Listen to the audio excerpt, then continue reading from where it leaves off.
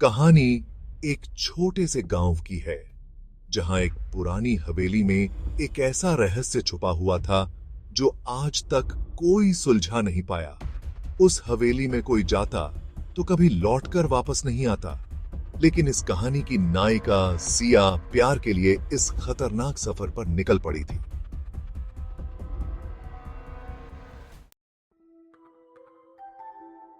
सिया को अपने प्यार आरव से बिछड़े 1 साल हो चुका था।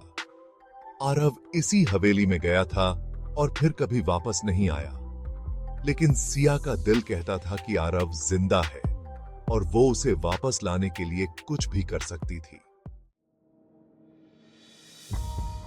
हवेली के अंदर कदम रखते ही ठंड की एक अजीब लहर सिया के शरीर से गुजर गई। उसे महसूस हुआ जैसे कोई उसे देख रहा हो, पर उसने हार नहीं मानी।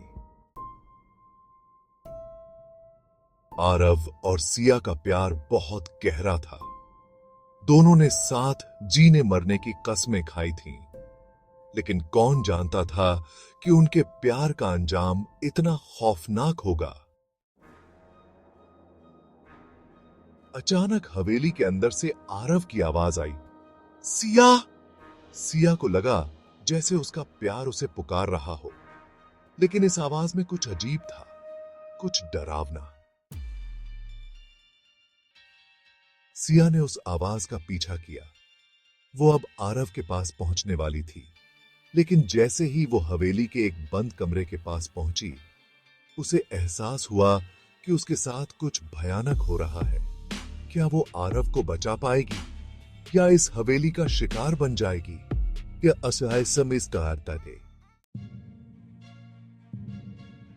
जैसे ही सिया ने दरवाजा खोला, उसके सामने वो सच्चाई थी जिसने उसके प्यार और उसकी हिम्मत की परीक्षा ली। लेकिन क्या ये प्यार उसे बचा पाएगा?